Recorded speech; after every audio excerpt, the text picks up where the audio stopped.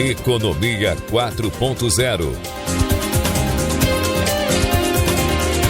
Apresentação: Almir Freitas. Bom dia, guaibeiros. Estamos começando Economia 4.0 deste sábado, 4 de outubro. Na mesa de áudio, Jefferson Gomes. Na central técnica, Cleiton Lopes e Jorge Brum. Gerência de Jornalismo e Esporte, Rafael Sequim. Direção-geral de Claudinei Girotti. O Economia 4.0, um oferecimento Fecomércio, a força do sistema ao seu lado. Banrisul, o app atualizou, baixe agora e abre tua conta. E Sindaerg, Sindicato dos Administradores do Estado do Rio Grande do Sul, o parceiro do crescimento. E a maior parte dos ataques cibernéticos bem-sucedidos atualmente procura vulnerabilidades dos alvos e normalmente as encontra em brechas de segurança, seja em sistemas de usuários pessoais ou de grandes organizações e corporações. O alto índice de ataques e invasões com potencial de causar danos é um alerta importante para a necessidade de mais atenção à cibersegurança para salvaguardar as portas de entrada usadas pelos invasores maliciosos. Com a gente hoje no Economia 4.0, Márcio Andrei Teixeira, professor titular do Instituto Federal de Educação em Ciência e Tecnologia de São Paulo e membro sênior do I3E. Márcio, bom dia. Bom dia, tudo bem? Tudo ótimo, Márcio.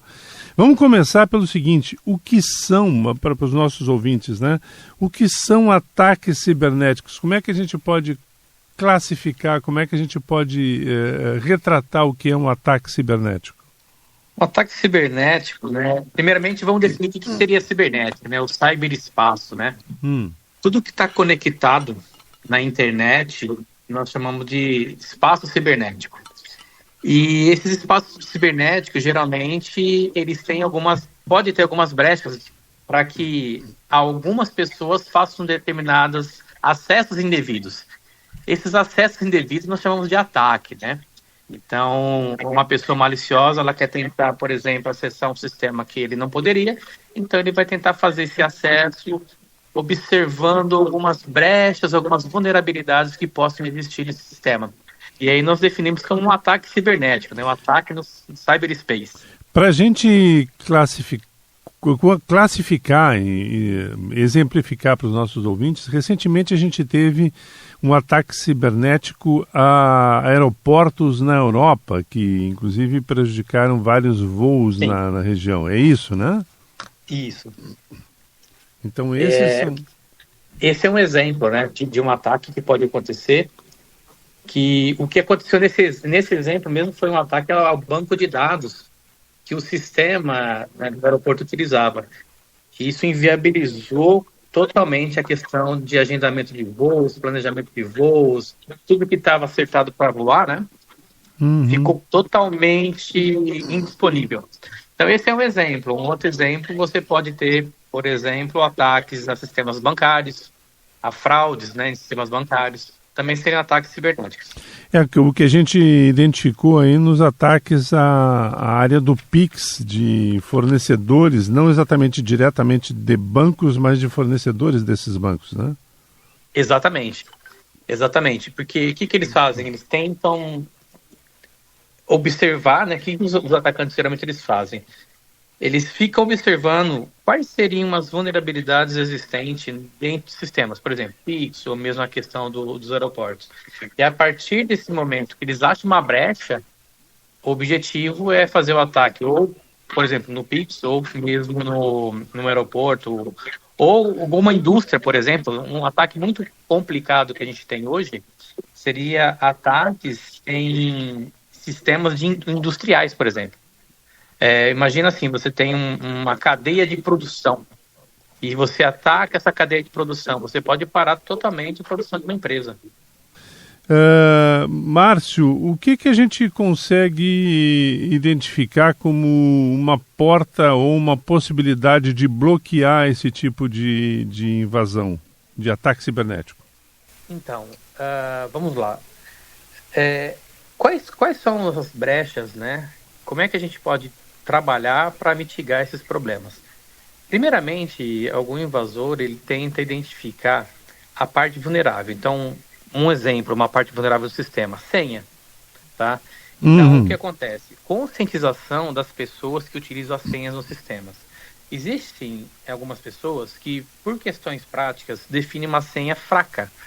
Né? E o que é uma senha fraca? É uma senha que lembra sua data de nascimento, uma senha que é nome de filhos, alguma coisa assim. E esse tipo de senha é muito fácil quebrar, ou mesmo de adivinhar. Então, uma das coisas principais para você mitigar esse tipo de problema é justamente você definir senhas nos sistemas que sejam senhas caracterizadas como forte. Por exemplo, a combinação de letra maiúscula, letra minúsculas e caracteres especiais. Essa é uma das formas de você mitigar esse problema. Porque, basicamente, quando uma pessoa vai fazer um ataque, antes disso, ele faz uma análise, né, dessas vulnerabilidades. E a primeira análise que ele vai verificar é senhas fracas. Isso é um padrão. Então, para você entrar no sistema, você tem que ter uma senha. Essa senha é forte? Não é? Então, uma das questões principais aí é a verificação de senha. Uma dica que eu sempre dou, por exemplo, para as pessoas que caem em ataques, por exemplo, se você está acostumado a acessar um site, pode acontecer de alguém fazer um site clone, né, clonar um site, e você vai entrar naquele site achando que é o seu site, por exemplo, do seu banco, e na realidade não é. Eles querem capturar a sua senha. Uma dica que eu sempre dou, por exemplo, para mitigar um problema de captura de senha, é quando você for entrar no sistema, a primeira senha, a tentativa, você digita a sua senha errada, por exemplo. Se é um sistema correto, ele vai falar que errou. Mas se é um sistema que só quer obter as suas informações, ele simplesmente não vai fazer nada, entendeu? Então, primeira coisa é verificação de senha. A sua senha é uma senha difícil de descobrir? Você utiliza, por exemplo, a autenticação de 2 fatores, onde você digita a sua senha e aí você tem que autenticar no seu celular ou no e-mail. Então, são questões muito importantes quando a gente fala de mitigar tipos de ataques. Interessante. Mas o que me preocupa mais, Márcio Andrei Teixeira, professor titular do Instituto Federal de Educação, Ciência e Tecnologia de São Paulo e membro sênior do I3E, é que quando a gente acessa um sistema e pede para criar uma senha, aí vem aquela opção senha forte. São 24 números, 25 números que mistura letras e números e caracteres que tu jamais vai conseguir recordar na segunda tentativa. Então, eu concordo. E como é que a gente pode... É claro, tem a data de aniversário do filho, enfim... Qual é uma dica mais singela para na próxima vez que eu tentar acessar, eu não vou lembrar? Eu, particularmente falando, quando eu vou criar uma senha, eu não utilizo aquela senha forte que ele me dá, até porque realmente eu não vou lembrar também, sabe? Claro. E aí a gente cai num problema, tá? Vamos supor que você aceite essa senha e você anote essa senha. Eu vou anotar essa senha ou vou copiar ela e vou salvar num bloco de notas. Se alguém acessar seu computador, ele vai ter acesso à senha. Se você anotar e perder o caderno, você perdeu a senha também. Exatamente. Particularmente falando, eu coloco uma senha minha, padrão, né, uma senha padrão que eu tenho, onde, no mínimo, ela vai ter 8 caracteres. Então, eu não coloco 20, eu coloco no mínimo 8. E esses 8 caracteres, eu vou estar trabalhando com letra maiúscula, minúscula e alguns caracteres.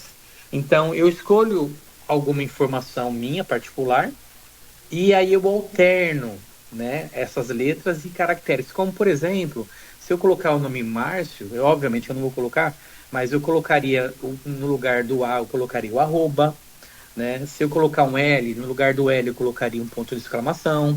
Então, esse tipo de troca em uma senha é muito importante. Então, uma dica que eu dou, nesses tipos de letra, é você trocar com algum caractere especial. Por exemplo, no lugar de uma palavra O, você coloca um asterisco, entendeu? Ou você substitui por um outro tipo de caractere. Então, essa é uma dica que eu dou, né? No mínimo 8 dígitos, não menos que isso. E outra dica que é importante, Eu falo isso, seria o correto, mas nem todas as pessoas fazem.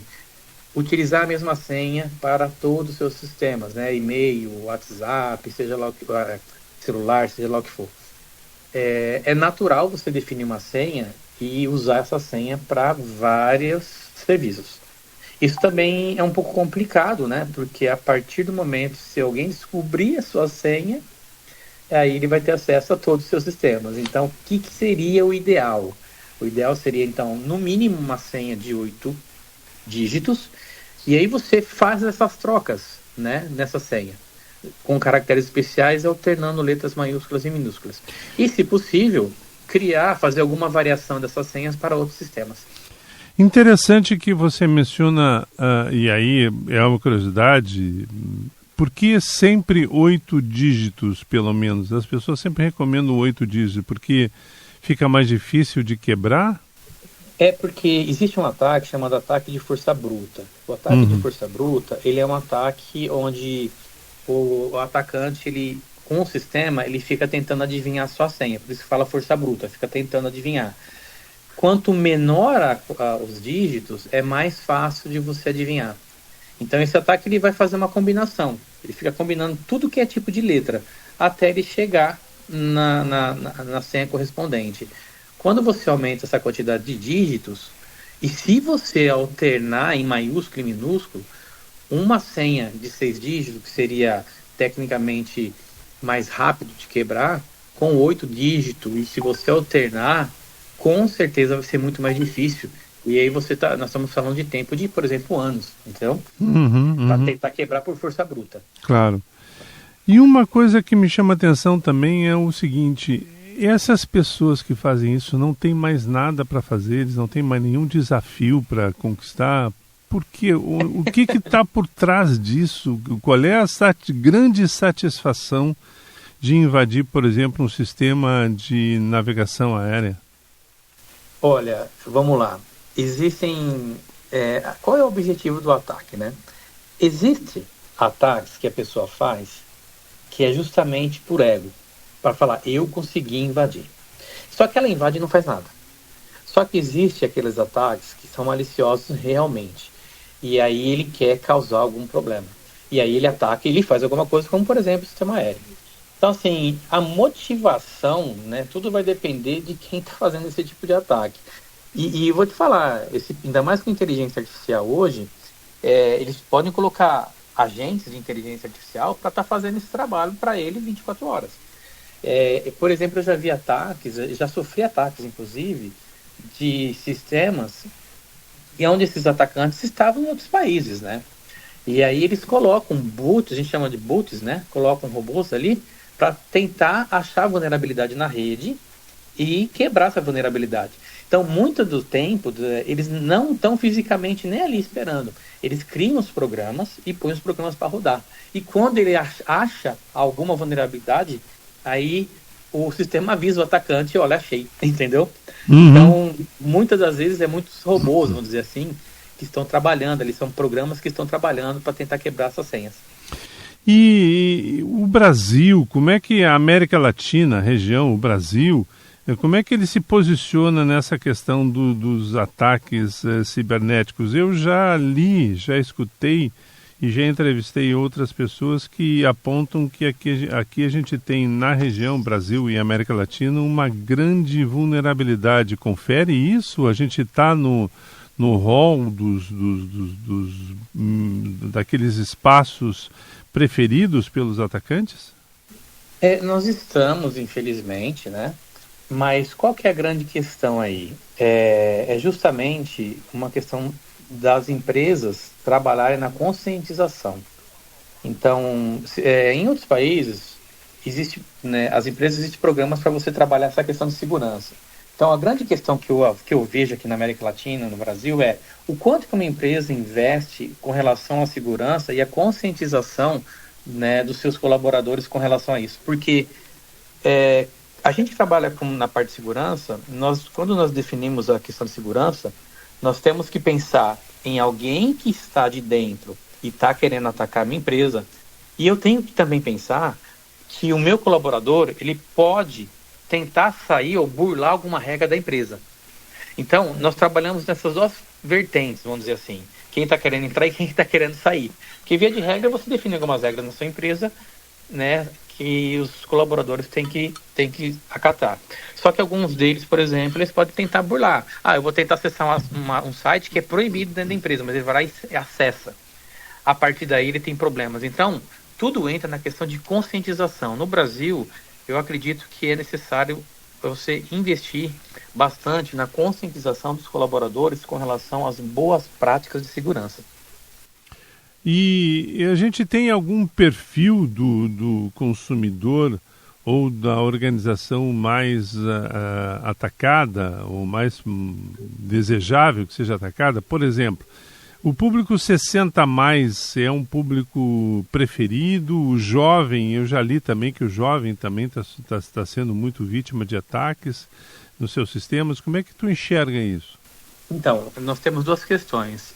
O público, né, os idosos, né, a grande questão é a facilidade, né, com relação aos atacantes de quererem burlar, se passando por outras pessoas, e aí conseguir obter essas informações. Do público jovem, é a questão do imediatismo de clicar em tudo que aparece. Então, apareceu o clique. E nesse clique que ele dá, por exemplo, no seu WhatsApp ou algum site que ele entra, ele pode estar sendo infectado com algum vírus que pode roubar suas informações. Então, geralmente, essas duas vertentes, né, tanto o público mais velho como o público mais novo, eles são alvos, né, preferidos de atacantes. Por quê? Porque eles elaboram um determinado tipo de ataque tendo em vista o próprio perfil da pessoa. E o público mais velho, por exemplo, tem certas coisas, até porque, vamos dizer assim, não está atento à questão de segurança, então fica muito mais fácil você burlar ou tentar roubar informações desse pessoal. A gente já teve ligação por telefone, se fazendo passar pelo banco, A gente já teve link enviado pelo WhatsApp. Qual é a prática mais usual ultimamente? Mudou um pouquinho ou continua isso? Na realidade, continua e muito. Eu vou, particularmente falando, eu sou uma pessoa que hoje parei até de atender número de celular.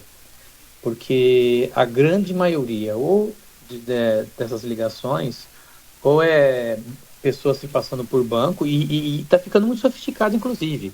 Né? As pessoas conseguem informações bancárias, e aí ela liga para você como se fosse o banco efetivamente, e inclusive com aqueles programas que fica dando opções, né, para você, clique aqui, clique lá, clique não, né, aperte 1 para isso, aperte 2 para aquilo. Eles estão avançando muito com relação a esse tipo de ataque. Então, esse ataque continua bastante. E um outro tipo de ataque é o phishing. Que é o phishing, né? Você recebe um e-mail, por exemplo, disfarçado de uma outra pessoa, de uma empresa, onde você clica naquele determinado link e aí você é infectado e eles obtêm as suas informações. Então, são um dos tipos mais característicos hoje, sim, é a ligação e também ataques via e-mail, né, utilizando essa técnica de phishing. Inteligência artificial, o que a gente pode dizer que esse tipo de atividade ou de produto, né, está a serviço dos ataques cibernéticos? Como é que a gente pode identificar a inteligência artificial tratada ou usada equivocadamente para isso? Então, eu trabalho com uma parte de IA na segurança cibernética. E quando a gente trabalha com isso, nós verificamos a seguinte coisa: você pode utilizar a inteligência artificial para te ajudar no combate, como também os atacantes eles estão utilizando para atacar. Um grande exemplo disso é o que eles estão fazendo. A inteligência artificial ela vai aprendendo de acordo com o perfil. Muitos utilizam a inteligência artificial, eu não digo atacantes, para quê? Para entender o perfil de uma pessoa, como por exemplo, você está no Twitter. Você está lá no Twitter e aí essa pessoa utiliza a inteligência artificial para fazer uma análise das suas conversas, uma análise do seu perfil, e a partir daí ele cria o seu perfil fake para tentar enganar alguém que está nas suas redes. Então, está sendo muito utilizado para isso, não só para isso, inclusive, Tem alguns ataques que você utiliza mudando mesmo a voz, né? Deepfake, né? Onde você muda a voz, você muda a cara da pessoa e realmente consegue enganar. Então, a inteligência artificial, ela está sendo usada tanto para o bem no combate, quanto para ataque. Eu trabalho justamente prevenindo esse tipo de ataque. E como? Eu uso a inteligência artificial para aprender os ataques que a própria inteligência artificial pode vir a acontecer.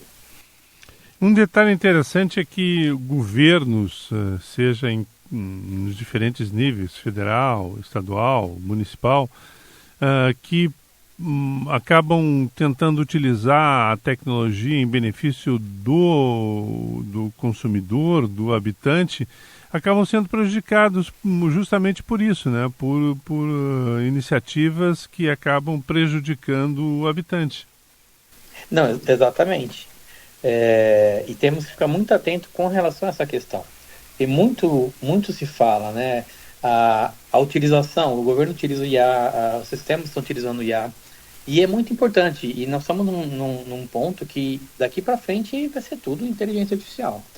Só que temos também que trabalhar com relação da segurança com relação à inteligência artificial, né? Então, como por exemplo, você tem determinados ataques que são específicos criados por IA, né? O atacante ele usa os recursos da inteligência artificial justamente para poder, como eu falei, fazer um mapeamento de uma pessoa e criar um perfil fake. E a partir daí atuar, né? Tentando enganar, ele obtém os seus dados, obtém a sua rede de contato, e aí ela começa a fazer contato com pessoas, falando como se fosse você, ou escrevendo como se fosse você, para tentar ludibriar e enganar esse tipo essa pessoa. Então isso é muito complicado. Márcio Andrei Teixeira, professor titular do Instituto Federal de Educação, Ciência e Tecnologia de São Paulo e membro sênior do I3E. A gente está encaminhando para o final da nossa entrevista. O que você deixa de conselho, se é que a gente pode chamar isso um conselho, para as pessoas hoje evitarem ataques cibernéticos? Então, primeiramente, o conselho que eu dou inicial seria a questão das senhas, né? Verificação de senha. Verifique se a sua senha, você está usando a sua senha, a mesma senha para vários sistemas. A sua senha, qual é o tamanho da senha que você está utilizando? E outra coisa importante, você troca sua senha periodicamente? Ou seja, a cada 3 meses eu troco a senha. A cada 4 meses eu troco a senha. Ou faz mais de 1 ou 2 anos que você não troca a sua senha. Ou nunca troca a senha? Oi? Ou nunca trocou a senha? Ou nunca trocou a senha, exatamente. E isso acontece, tá? Ou nunca trocou a sua senha. Então, essa é uma dica básica que eu dou, mas que é muito importante, né? Então, assim, você nunca trocou sua senha, então troca. E verifica como que a sua senha está com relação a tamanho, com relação a letras e números e caracteres. Essa é uma informação importante. E a outra dica que eu dou é aquela que no início eu comentei, né? Sempre que você for fazer um primeiro acesso a qualquer sistema da internet, digita a sua senha a primeira vez errada, para verificar se realmente você está acessando o sistema correto. Porque se você digitar a senha e ela estiver errada e o sistema for o sistema correto, ele vai te acusar, senha inválida. Agora, se você fizer isso de clicar e simplesmente não acontecer nada, pode sair fora que você está entrando num site que é um site para roubar suas senhas. Então, essas são umas dicas que eu dou inicialmente aí para o pessoal tá tomando cuidado, né? E outra coisa também, se você puder utilizar a autenticação de 2 fatores, isso é muito importante, onde você possa fazer a autenticação no sistema, mas também autenticar num dispositivo, como por exemplo o celular ou mesmo uma senha. A gente aqui no Instituto, né, e no I3E, nós estamos trabalhando bastante com relação a isso. O I3E tem trabalhando muito com relação ao desenvolvimento de novas tecnologias, inclusive na parte de segurança cibernética, para poder prevenir esse tipo de ataques. Perfeito. Guaibeiros, estamos encerrando então o Economia 4.0 deste sábado. Eu queria desejar a todos um excelente final de semana, uma semana produtiva, cheia de inovação e tecnologia. Não sem antes lembrar que o programa oferecimento da FEComércio, a força do Sistema Solar do Banrisul Web, atualizou Baixe Agora e Abre Tua Conta, e Sindaerg, Sindicato dos Administradores do Estado do Rio Grande do Sul, o parceiro do crescimento. Nos encontramos no próximo sábado, se Deus quiser. Um grande abraço. Você ouviu Economia 4.0.